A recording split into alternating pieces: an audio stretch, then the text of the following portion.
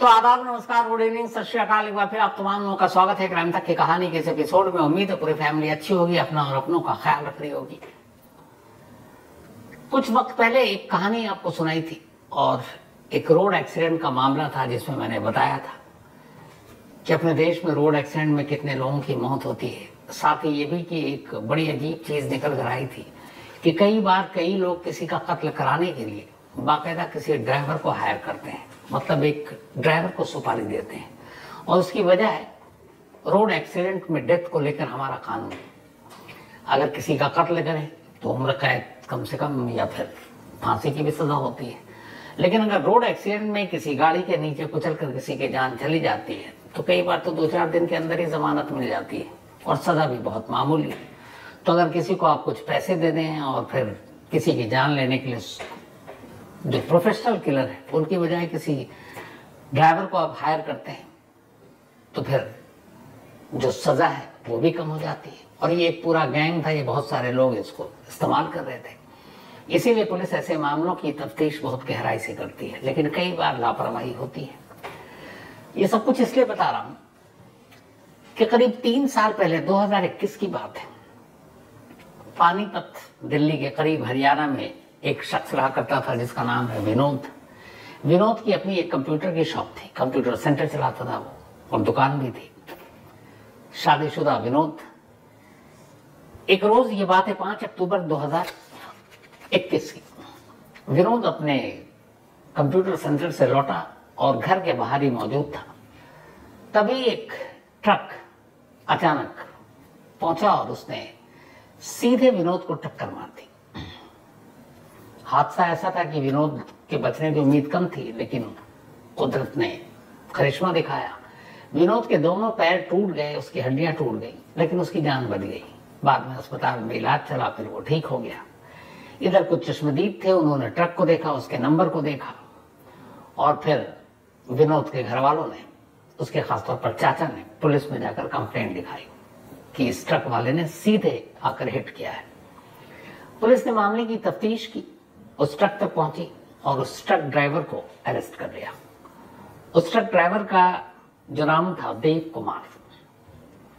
देव कुमार को अरेस्ट किया। देव कुमार ने कहा कि ब्रेक फेल हो गया था, अनजाने में एक्सीडेंट हो गया, और रोड एक्सीडेंट के बारे में मैंने आपको शुरू में ही बताया। तो खैर थोड़े ही दिनों के बाद देव कुमार जमानत पर बाहर आ गया, छूट गया। यह हादसा हुआ था करीब 5 अक्टूबर 2021 को। जमानत पर वो हफ्ता 10 दिन के अंदर बाहर आ गया। 2 महीने 10 दिन बीत गए। 2 महीने 10 दिन के बाद 10 अक्टूबर 2021 देव कुमार एक रोज अचानक विनोद के घर पहुंच जाता है माफी मांगने के लिए कि उस दिन ये हादसा हुआ और मुझसे गलती हो गई, मुझे माफ कर दो। कोर्ट में केस एक्सीडेंट का चल ही रहा था। तो ये पहुंचा वहां पे घर पे, लेकिन आसपास के लोगों ने देखा कि अचानक घर के अंदर से गोली चलने की आवाज आई। लोगों ने घर के अंदर झांक कर देखा तो देखा कि विनोद के सर में और सीने में गोली लगी है, वो जमीन पर पड़ा है और देव कुमार के हाथ में पिस्टल है और वो भाग रहा है। भीड़ ने उसको पकड़ लिया। पकड़ने के बाद पुलिस के हवाले कर दिया। उसके बाद पुलिस ने मामले की तफ्तीश की और एक कहानी आई। कहानी ये कि देव कुमार के ट्रक से विनोद का एक्सीडेंट हुआ, उसके पैर टूट गए और उसके बाद वो जेल गया, फिर बेल पर बाहर आया। फिर वो अपने इसके लिए समझौता करने के लिए विनोद के घर गया। समझौता हुआ नहीं और उसने गुस्से में गोली मार दी और उसकी जान ले ली। 302 के तहत मामला दर्ज, मर्डर का केस दर्ज कर पुलिस ने देव कुमार को गिरफ्तार कर लिया और उसे जेल भेज दिया। 2021 दिसंबर की बात है। जेल भेज दिया। उसके बाद धीरे धीरे पुलिस की कस्टडी से वो जुडिशियल कस्टडी में गया। पुलिस ने चार्जशीट दाखिल की, कोर्ट में मुकदमा शुरू हो गया, ट्रायल चल रहा है। 3 साल बीत गए, अब 24 आ गया। 24 आने के बाद अब इस लोअर कोर्ट का में अभी ट्रायल चल रहा था, शायद 6 महीना, साल भर के अंदर फैसला आना था। पुलिस ने विनोद के कातिल के तौर पर देव कुमार को पेश किया और बताया कि ये पूरी कहानी यही थी कि उससे एक्सीडेंट हुआ, उसकी वजह से वो जेल गया। बाद में वो समझौते के लिए गया, विनोद ने समझौता नहीं किया और गुस्से में उसने उसको गोली मार दी। तो ये एक गुस्से में हुआ कत्ल था। मामला कोर्ट में है, चार्जशीट दाखिल है, मुकदमा चल रहा है, गवाहों को पेश किया जा रहा है, वकील दलील सब कुछ चल रहा है। अब कुछ महीनों बाद फैसला आना है। तभी इसी महीने जून 1 या 2 तारीख की बात है, पानीपत के एसपी के पास एक मोबाइल पे मैसेज आता है। ये मैसेज एक बाहर के देश के किसी नंबर से आया था। उन्होंने मैसेज पढ़ा। उस मैसेज में यह लिखा था कि विनोद मर्डर केस में जिस देव कुमार को आपने अरेस्ट किया और उसके बाद उसे जेल में भेजा और अब मुकदमे का ट्रायल चल रहा है, असल में विनोद कुमार का कातिल देव कुमार नहीं है, बल्कि इसके पीछे गहरी साजिश है और इसमें कुछ फैमिली के ही करीबी लोग शामिल हैं।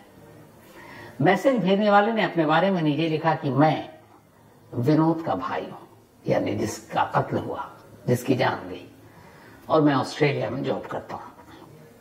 लेकिन मुझे अभी ये लगभग 2.5 साल बीत गए, अब मुझे ये जानकारी मिली है कि इस कत्ल के पीछे देव कुमार सिर्फ एक मोहरा था, असली साजिशकर्ता कोई और है और इस कत्ल की कहानी कुछ और है, कत्ल के पीछे की साजिश कहानी कुछ और है और असली कातिल कोई और है। अब जैसे ये मैसेज एसपी के पास आया, उन्होंने फाइलें मंगवाई, देखा उस केस को, उन्हें लगा कि कुछ तो गड़बड़ है।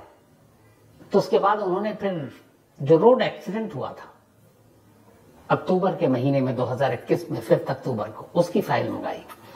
उसके बाद जब शूट आउट हुआ, गोली चलाई देव कुमार ने और विनोद कुमार 10 दिसंबर 2021 को, उसकी फाइल मंगाई। दोनों फाइलें मंगाकर उन्होंने खंगालनी शुरू की।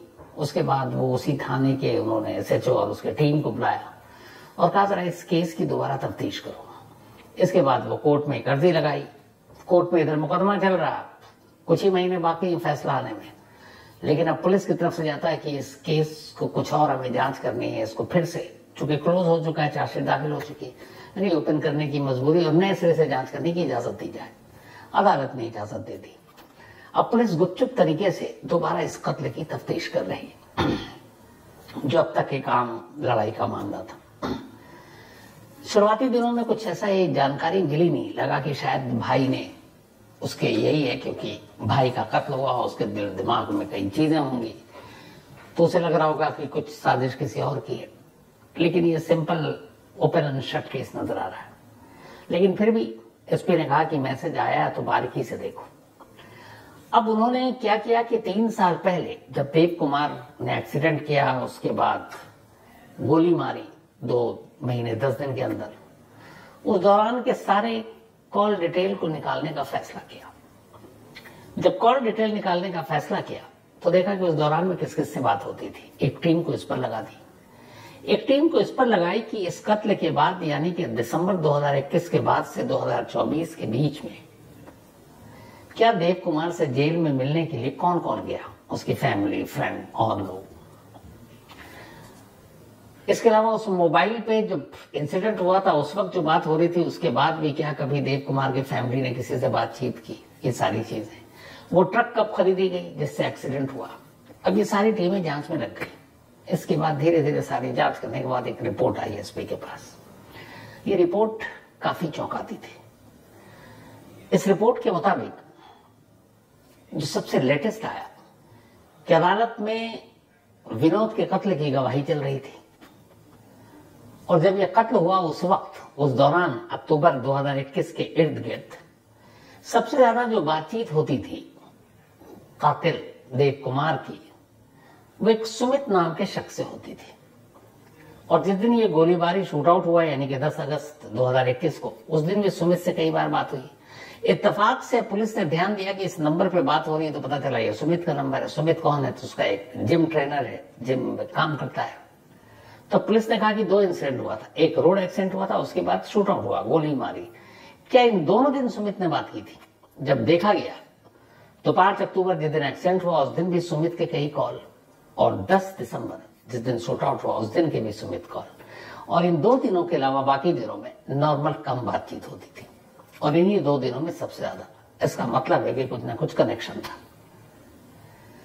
अब एक सुमित नाम का जब कैरेक्टर आया तो सुमित के बारे में पुलिस ने खामोशी से छानबीन शुरू की। जब सुमित की छानबीन शुरू की और अब सुमित का मोबाइल नंबर आ गया और सुमित के मोबाइल में अब जब पुलिस ने झांका तो वहां से एक और चौंकाने वाली चीज मिली। सुमित के मोबाइल में एक नंबर पर बड़ी लंबी लंबी बातें हुआ करती थी, कई घंटे तक, और लगातार बात हो रही थी। और इधर इस कत्ल से विनोद के पहले से ये बातें हो रही थी। और वो जो नंबर था, जब पुलिस ने उस नंबर को टटोला और खंगाला तो पता चला कि वो नंबर किसी और का नहीं बल्कि विनोद की वाइफ, विनोद की पत्नी निधि का है। तो यहां एक पत्नी ने अपने पति की हत्या की सुपारी दी थी और इसी पर याद आया, एक 50 साल पहले प्रेसिडेंट के डॉक्टर हुआ करते थे, उन्होंने अपनी पत्नी की सुपारी दी, लेकिन फिर कहां चूक हुई। Vidya Jain murder mystery Kuku FM के ऑडियो लर्निंग प्लेटफॉर्म पर ये एक चौंकाने वाली कहानी है, विद्या जैन मर्डर मिस्ट्री। क्योंकि उस वक्त बड़ी सुर्खियों में इसलिए भी थी क्योंकि प्रेसिडेंट के पर्सनल डॉक्टर थे और उनकी वाइफ थी विद्या जैन, जिनके कत्ल की सुपारी खुद डॉक्टर साहब ने यानी कि उनके पति ने दी थी। तो कुकू एफएम के ऑडियो लर्निंग प्लेटफॉर्म पर यह कहानी आप सुन सकते हैं। कुकू एफएम एक बेहद तेजी से बढ़ता हुआ ऑडियो लर्निंग ऐप है और लाखों लोग इसको सुन रहे हैं और इससे कुछ ना कुछ नया सीख रहे हैं, आगे बढ़ रहे हैं। अगर आपने अब तक कुकू एफएम की ऑडियो बुक नहीं सुनी है तो अब आपके लिए कुकू एफएम ने 7 दिन का फ्री ट्रायल शुरू किया है। इन 7 दिनों के दौरान आप पूरे प्लेटफॉर्म पर कोई भी शो सुन सकते हैं, जिनमें 5000 शो शामिल है, बल्कि 5000 से ज्यादा हैं बिल्कुल मुफ्त। ऑफर बहुत तगड़ी है, तो अपने दोस्तों को और फैमिली मेंबर्स को भी ये जरूर बताना। अब पुलिस को ये समझ में नहीं आया कि कातिल जो जेल में है और जब कत्ल किया, पहले एक्सीडेंट और फिर गोली चलाई, उस दिन सुमित से लगातार टच में है और सुमित लगातार विनोद की वाइफ के टच में है। लेकिन 2 चीजें खुद पुलिस को पच नहीं रही। एक कि अगर एक्सीडेंट नॉर्मल था तो फिर ये गोली का क्या मतलब है, और एक्सीडेंट गलती से हुआ तो फिर इतने गुस्से की जरूरत नहीं थी। फिर ये समझ में आ रहा क्या एक्सीडेंट पहली नाकाम कोशिश थी कत्ल की, और फिर जब वो नाकाम हुआ तब उसने फिर बुलेट का सहारा लिया। तो ये सारे सवाल थे, जवाब कुछ नहीं। और फिर सुमित और विनोद की वाइफ का क्या रिश्ता, क्या इनके बीच में रिलेशन। लेकिन उस एक मैसेज की वजह से जब ये जांच हुई तो ये सारी चीजें आप सामने आ रही है जो उस वक्त नहीं आई जब पुलिस ने ये सारी चार्जशीट दाखिल की और सारे केस की तफ्तीश की। कई बार पुलिस केस में कैसी लापरवाही करती है, ये भी उसका एक एग्जाम्पल है। खैर, जब ये सारी चीजें आई तो इन सारे सवालों को, जो डॉट्स थे, वो क्लियर करने के लिए सुमित से पूछताछ जरूरी थी। सो एक दिन पुलिस ने सुमित को उठाया। ये 7 जून की बात है, इसी महीने 7 जून को उठाकर पुलिस ने उससे पूछताछ की। सुमित पहले अपने आप को अंजाम बनता रहा, लेकिन जब उसके फोन के कॉल डिटेल, सारी चीजें और फिर निधि से उसकी बातचीत लंबी लंबी, वो सारा काला चिट्ठा सामने रखा, सुमित घबरा गया। उसके बाद उसने एक कहानी सुनाई। जब उसकी कहानी कंप्लीट हो गई, पुलिस की एक टीम अब विनोद के घर पहुंचती है, उसकी बेवा के पास, यानी उसकी पत्नी निधि के पास।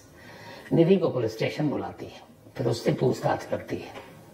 थोड़ी देर में निधि और सुमित का आमना सामना होता है और फिर निधि भी सब कुछ शुरू से आखिर तक बताती है। दोनों की कहानी जो थी वो एक ही कहानी थी, और वो कहानी ये थी कि कत्ल को अंजाम देने के लिए कैसी साजिश रची गई, किस किस तरह की साजिश रची गई, ये विनोद मर्डर केस से साफ पता चलता है। विनोद और निधि की शादी दोनों के परिवार की मर्जी से हुई थी। दोनों ठीक, खुशहाल, खुशी खुशी जिंदगी बसर कर रहे थे पानीपत में। अच्छा खासा विनोद का कारोबार था, कंप्यूटर सेंटर था। इसी बीच में अब निधि को एक दिन विनोद ने कहा कि तुम घर में ज्यादातर वक्त रहती हो, थोड़ा फिजिकल फिटनेस जरूरी है, तो तुम जिम चली जाया करो। निधि जिम जाने लगी। वहां उसका एक पर्सनल फिजिकल ट्रेनर भी मिल गया, वो उसको ट्रेन करने लगा। लेकिन धीरे धीरे ये ट्रेनिंग कहीं और पहुंच गई। दोनों में पहले दोस्ती हुई, फिर प्यार हो गया। इत्तेफाक से ये चीजें छुपती नहीं है, कुछ वक्त तक तो चलता रहा। लेकिन एक रोज विनोद को इसकी भनक मिल गई। विनोद ने जिम ट्रेनर यानी कि सुमित को काफी हड़काया, डांटा, फिर निधि को समझाया। लेकिन प्यार उस वक्त रूज पे था, कहां ये लोग मानते हैं। उन्हें लगा कि अब ये तो बात पता चल गई है, अब ये रोक टोक शुरू हो गई है, इनकी मोहब्बत के बीच में ये अब दीवार बन रहे हैं। क्या किया जाए, अब मिलने जुलने पर पहरा, जिम भी छुड़वा दिया। तो किसी तरीके से अब निधि और सुमित बड़ी मुश्किल से मिले और उन्होंने कहा कि इस दीवार को कैसे गिराए। तो पता चला कि एक ही रास्ता है, विनोद को रास्ते से हटा दो। निधि ने हरी झंडी दी, सुमित ने कहा ठीक है। इसके बाद अब तलाश शुरू हुई विनोद को रास्ते से हटाने की। अब ये था कि अगर कत्ल होता है तो फिर पुलिस के ऊपर शक जाएगा, हो सकता है रिश्ते भी खुल जाएंगे, क्योंकि कुछ लोगों को यह मालूम था कि किस तरीके से इन दोनों के बीच में एक रिश्ता है। तो फिर साजिश ये बनी गई कि क्यों ना विनोद की मौत को एक रोड एक्सीडेंट दिखाया जाए, लेकिन इसके लिए कौन तैयार होगा। तो ढूंढ ढांड कर इनकी नजर में एक देव कुमार नाम का एक ड्राइवर मिला जो पंजाब के भटिंडा का रहने वाला था। उसको इन्होंने कहा कि तुझे 10 लाख रुपए देंगे और तू रोड एक्सीडेंट में विनोद को मार डाल, ज्यादा से ज्यादा पुलिस तुझे पकड़ेगी, हफ्ते भर में बेल आउट हो जाएगा, 6 महीने की सजा होगी, पर हम तुझे 10 लाख देंगे, जब तक तू जेल में रहेगा तेरे पूरे घर की देखभाल भी हम करेंगे। पैसे के लालच में देव कुमार तैयार हो गया। पहली कड़ी पूरी थी, अब यह था कि किस गाड़ी से एक्सीडेंट। तो बाकायदा इस साजिश को अमल में लाने के लिए एक ट्रक खरीदा गया। देव कुमार को वो ट्रक दिया गया और कहा कि इसी ट्रक से तुझे उसको मारना है। ट्रक खरीदने के बाद सारे पैसे जो ट्रक को खरीदने के लिए थे वो निधि ने दिए, सुमित ने दिए। ट्रक खरीद कर अब देव कुमार को दे दिया गया। इसके बाद उसको कहा गया कि तुम देखो ये कब कहां कैसे आता है। तो घर की भेदी निधि ने बताया कि ये शाम को दुकान से आकर घर के बाहर, ये वो खुली जगह एकदम बिल्कुल सड़क, गांव में आप देखते होंगे चौपाल ऐसी रखती है, तो वहीं पे बैठता है, वहां से गाड़ियां गुजरती हैं, तुम थोड़ा सीधे जाने की बजाय लेफ्ट मारो, सीधे उड़ा दो। सब कुछ तैयारी हो गई। 5 अक्टूबर 2021 को देव कुमार ट्रक लेकर आया। निधि के जरिए सुमित ने उसको पहले ही सब कुछ बता दिया था। वो कुर्सी पर बैठा था, ट्रक आया और आकर उड़ा दिया। लेकिन नसीब अच्छा था, विनोद बच गया। सिर्फ दोनों पैर की हड्डियां टूटी, प्लास्टर लगा, वो ठीक हो गया, लौट आया। उधर देव कुमार को पुलिस ने पकड़ा, लेकिन वो जमानत पर बाहर आ गया। अब ये हुआ कि ये तो साजिश नाकाम। अब दूसरी बार उसी ट्रक से दोबारा एक्सीडेंट करना ये मुश्किल था। तो अब क्या करें, पैसे भी लगा दिए, सुपारी भी दे रखी है 10 लाख। उधर जब वो पकड़ा गया, जेल गया, तो फिर उसके पूरे घर का खर्चा जो है निधि और सुमित वादे के हिसाब से पूरा कर रहे हैं। अब इधर इंतजार कर रहे हैं कि अब क्या किया जाए। तो ये हुआ कि अब एक्सीडेंट से तो होगा नहीं, एक काम करते हैं, सीधे गोली मारते हैं। लेकिन गोली कैसे मारा जाए, तो उसके लिए एक प्लॉट तैयार किया गया, एक पूरी कहानी तैयार की गई। कहा यह गया कि चलो जमानत पर देव कुमार बाहर आ गया है, तो उससे कहा जाए कि आकर तुम विनोद से माफी मांगो, कहना हमें माफ कीजिए, उस दिन हमारा स्टीयरिंग पे से कंट्रोल खो गया, अनजाने में यह हादसा हुआ, तो पुलिस केस भी वापस ले लेंगे। तो माफी मांगने के बहाने तुम घर आ जाओ और सीधे गोली मार के निकल लो। सारी प्लानिंग हो गई। उसी के बाद 10 दिसंबर 2021 को देसी कट्टे के साथ देव कुमार निधि के घर पहुंचता है। विनोद उस वक्त घर में था। निधि ने सुमित को फोन किया कि हम दोनों अकेले हैं, तुम भेज दो। सुमित ने देव कुमार को फोन किया, देव कुमार घर पहुंचा। उसे देखकर विनोद को गुस्सा आया, पर उसने कहा कि गलती से एक्सीडेंट हो गया, मुझे आपसे बात करनी है, समझौता करना है। और ये कहते कहते वो घर के अंदर दाखिल हो गया और जब तक विनोद को समझता, उसने कट्टा निकाला और सीधे 2 गोली मारी। पहली गोली सर पे लगी, दूसरी सीने पे लगी। गोली मारकर जब वो भागने लगा, तो अब इधर निधि को भी ये दिखाना था कि उसी कमरे में थी तो शक न हो, तो वो जोर जोर से चिल्लाने लगी। उसकी चीख सुनकर आस पड़ोस के लोग आ गए। जब वो आए तो इत्तेफाक से वो कुछ पहले ही चीख दी थी, लोग थोड़े चौकन्ने हो गए। इधर देव कुमार की गोली की आवाज भी आ गई थी जो उसने चलाई। लोगों ने उसे दबोच लिया बाहर जाते वक्त और वो पकड़ा गया।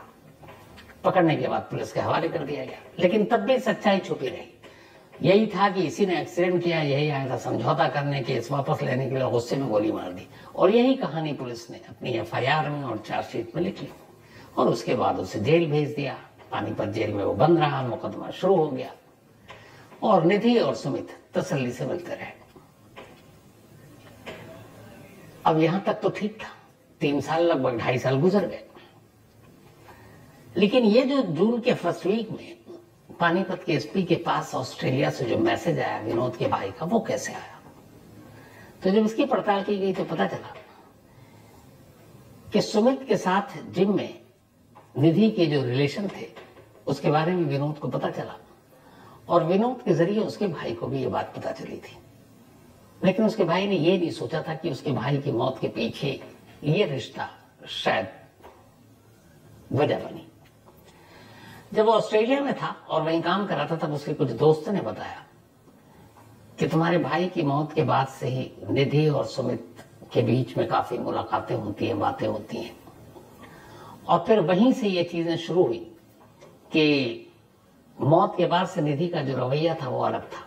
तब उसके भाई को शक हुआ कि उसके भाई की मौत के पीछे, क्योंकि उसके दिमाग में ये था कि एक्सीडेंट 2 महीने के अंदर और फिर शूट आउट, गोली चलाना, ये दोनों चीजें इत्तेफाक नहीं है, इसके पीछे कोई ना कोई प्लानिंग है, कोई साजिश है। और तब उसको अपने दोस्तों से जब ये भनक मिली पानीपत में, फिर उसने तय किया कि वो पुलिस तक ये बात पहुंचाएगा, और उसने एसपी को मैसेज भेजा, और उसी एक मैसेज की वजह से फौरन एक्शन लिया, और वहां के एसपी ने इस मामले की दोबारा जांच की, और नतीजा ये हुआ कि जो कातिल और जो कत्ल की वजह 2.5 साल तक अदालत में पड़ी हुई थी, जिसको लेकर मुकदमा भी शुरू हो गया, अब 2.5 साल बाद वो सारी चीजें पलट गई हैं। अब असली कातिल गोली चलाने वाला तो बेशक देव कुमार है, लेकिन ट्रिगर दबाने का जिसने इशारा किया वो खुद विनोद की अपनी वाइफ निधि और उसका दोस्त सुमित है। निधि और सुमित को भी गिरफ्तार कर लिया गया, दोनों को पुलिस हिरासत पर रखा गया, उनसे पूछताछ की गई।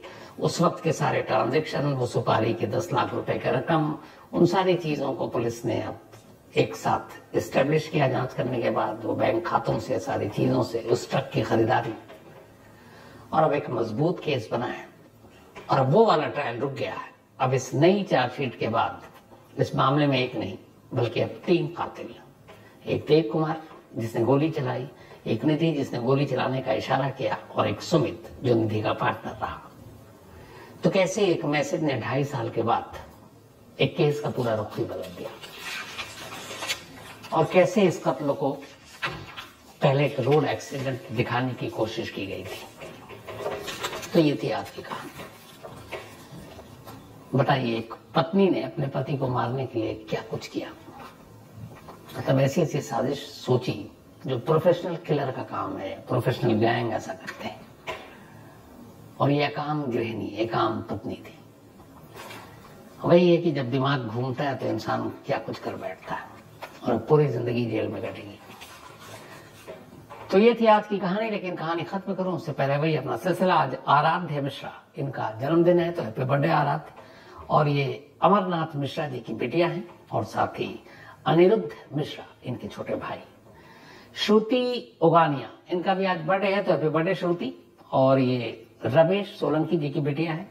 साथ ही तारा मीना, इनका भी आज जन्मदिन है, हैप्पी बर्थडे तारा जी। और ये भेजा भाविक मीना ने। इसके अलावा अमन वर्मा का भी आज बर्थडे है, हैप्पी बर्थडे अमन। और ये भेजा है विकास वर्मा ने, उनके बेटे हैं अमन। हेमा जोशी, इन्होंने कहानी की फरमाइश की है। Raj Paliwal, thank you so much. Risha Sharma, thank you so much आपका भी। Abhishek Dubey, Karnataka sex scandal case में अपडेट इन्होंने पूछा है। मैंने कहा कि ठीक है, पूरी डिटेल लेकर मैं आपको जरूर बताता हूँ। सत्यम तिवारी, बहुत सारे केस के फॉलो अप और डिटेल से मैं खुद थोड़ा वो रह गया, क्योंकि 25 दिन तक इंडिया में था नहीं, बट अब धीरे धीरे लय में लौट रहा हूँ, सारी चीजें आपको बताता हूँ। सत्यम तिवारी ने कहानी की फरमाइश की। इसके अलावा चरणजीत चौधरी बल्कि चांदवाल, इन्होंने भी कहानी की फरमाइश की है। साथ ही Zarka Khan, thank you so much आपका। और इसके अलावा रुखसात समद, इन्होंने। तो दोस्तों, आपको कहानी कैसी लगी कमेंट सेक्शन में ज़रूर बताएं। अगर आपको इस कहानी से शिकायत है तो हमारी मेल आईडी पर मेल करें, हम इस कहानी को चैनल से डिलीट कर देंगे। और अगर आपको कहानी अच्छी लगी हो तो लाइक एंड सब्सक्राइब करना ना भूलें। इससे आपका तो कुछ नहीं जाएगा, पर हमारा मोटिवेशन ज़रूर बढ़ेगा। धन्यवाद।